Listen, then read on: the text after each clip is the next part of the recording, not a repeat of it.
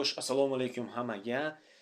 Marafongacha bo'lgan harakat va mm, natijalarim haqida aytib o'tsam, juda ko'p ish qilganim yo'q. Bugun chiqmadim.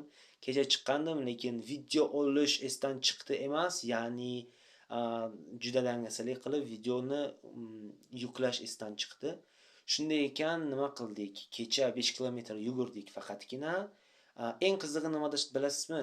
Vaqt belgilanadi, lekin GPS tracker xato ishlagani uchun telefonimda hammasini 1,2 kilometr ko'rsatadi, lekin aslida 5 kilometr, 22,5 kilometr borish, 2,5 kilometr kelish.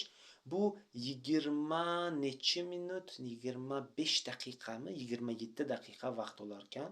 Bu degani qariyb kilometrni 5 daqiqada yugurib o'tyapmiz. Bu qisqa masofa. O'zingiz bilasiz, marafon katta narsa bo'lgani uchun juda ko'p insondan выносливость, ya'ni o'sha narsani talab qiladi va consistency, doimiylikni talab qiladi. Shunday ekan, shunaqa gaplar. Hammaga omad.